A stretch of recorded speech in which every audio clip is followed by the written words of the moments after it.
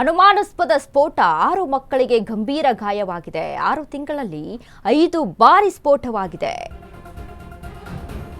ಅನುಮಾನಾಸ್ಪದವಾದಂತಹ ಸ್ಫೋಟಗಳು 6 ಮಕ್ಕಳಿಗೆ ಗಂಭೀರ ಗಾಯ. 6 ತಿಂಗಳಲ್ಲಿ 5 ಬಾರಿ ಸ್ಫೋಟ. ಗ್ರಾಮಸ್ಥರಲ್ಲಿ ಆತಂಕ.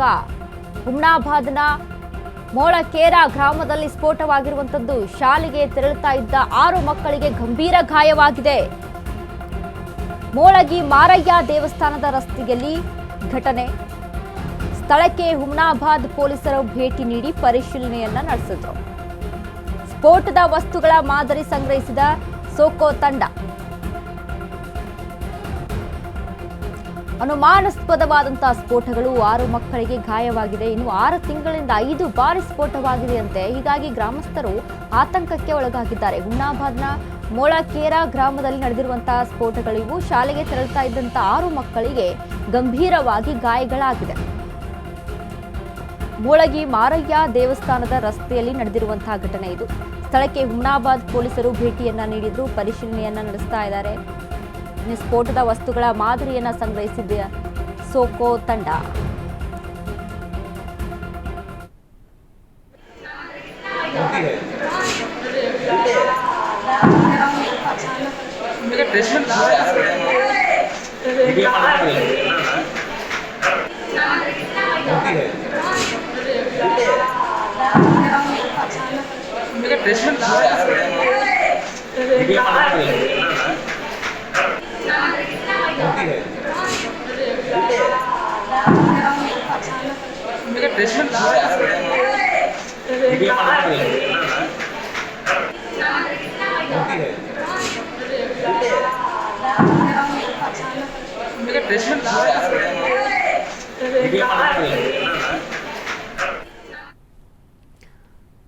ಈ ಬಗ್ಗೆ ಹೆಚ್ಚಿನ ಮಾಹಿತಿಯನ್ನ ಕೊಡ್ತಾರೆ ನಮ್ಮ ಪ್ರತಿನಿಧಿ ಆನಂದ್. ಆನಂದ್, ಇದೀಗ ಹುಮ್ನಾಬಾದ್ನ ಮೊಳಕೇರೆಯಲ್ಲಿ ಸತತವಾಗಿ 6 ತಿಂಗಳಿಂದ 5 ಬಾರಿ ಸ್ಫೋಟಗಳಾಗಿದೆ ಅಂತೆ.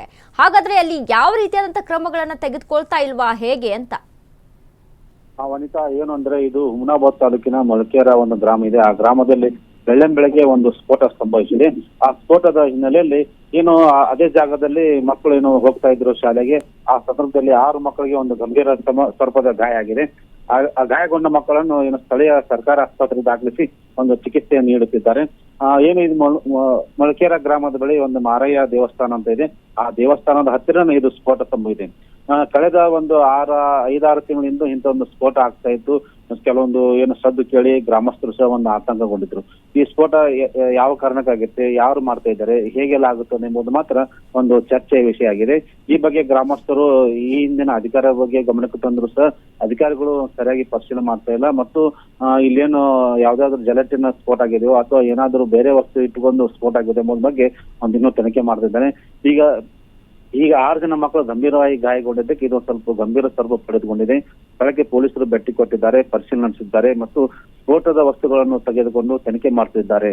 ವನಿತಾ, ಆನಂದ್, ಏನಂತ ಅಂದ್ರೆ ಈಗ ಸತತವಾಗಿ 6 ತಿಂಗಳಿಂದನೂ ಅಲ್ಲಿ ಸ್ಫೋಟಗಳಾಗ್ತಾ ಇದೆ. ಇದು 5ನೇ ಬಾರಿ ಅಂತ ಅಂದ್ರೆ ಅಲ್ಲಿ ಎಚ್ಚೆತ್ತುಕೊಂಡಿಲ್ವಾ ಪೊಲೀಸ್ ಇಲಾಖೆ ಆಗಿರ್ಬೋದು? ಅಲ್ಲಿ ಕ್ರಮಗಳನ್ನ ಯಾವ ರೀತಿಯಾಗಿ ತೆಗೆದುಕೊಂಡಿದ್ದಾರೆ, ಸರ್ಕಾರ ಏನ್ ಮಾಡ್ತಾ ಇದೆ ಅಂತ? ಅಂದ್ರೆ ಈ ಸ್ಫೋಟ ಸಂಬಂಧಪಟ್ಟಂಗೆ ಗ್ರಾಮಸ್ಥರು ಈ ಹಿಂದೆ ಸ್ಥಳೀಯ ಮಟ್ಟದ ಅಧಿಕಾರಿಗಳ ಗಮನಕ್ಕೆ ತಂದಾರ ಮತ್ತು ಪೊಲೀಸ್ ಇಲಾಖೆಯು ಗಮನಕ್ಕೆ ತಂದಿದ್ದಾರೆ.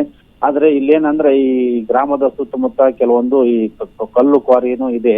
ಆ ಕ್ವಾರಿಗೆ ಸ್ಫೋಟಕ್ಕೆ ಸಂಬಂಧಪಟ್ಟಂತ ಕೆಲವೊಂದು ವಸ್ತುಗಳನ್ನು ಸಂಗ್ರಹಿಸಿಟ್ಟಿರುತ್ತಾರೆ.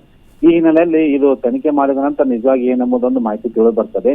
ಆದ್ರೆ ಈಗ ಏನು ಈ ಶಾಲೆ ಮಕ್ಕಳಿಗೆ ಇವತ್ತು ಶನಿವಾರ ಇರೋದ್ರಿಂದ ಶಾಲಾ ಮಕ್ಕಳು ಬೆಳಿಗ್ಗೆ ತಾವು ಸ್ಕೂಲಿಗೆ ಹೋಗ್ತಾ ಇರುವ ಸಂದರ್ಭದಲ್ಲಿ ಈ ದೇವಸ್ಥಾನ ಪಕ್ಕದಲ್ಲೇ ಒಂದು ಸ್ಫೋಟ ಸಂಭವಿಸಿತು. ಆ ಸ್ಫೋಟದ ಭೀಕರತೆಯಿಂದಾಗಿ 6 ಜನ ಮಕ್ಕಳಿಗೆ ಒಂದು ಗಾಯಗೊಂಡಿತು. ಮಕ್ಕಳಿಗೆ ಏನು ಪ್ರಾಣಾಪಾಯದಿಂದ ಏನು ಪಾರಾಗಿದ್ದಾರೆ, ಯಾವುದೇ ರೀತಿಯಿಂದ ಒಂದು ಹಾನಿ ಇಲ್ಲ. ಆದ್ರೆ ಈ ಸ್ಫೋಟ ನಡೆಯುವ ಬಗ್ಗೆ ಒಂದು ತೀವ್ರ ಸ್ವರೂಪದ ತನಿಖೆ ಆಗಬೇಕು.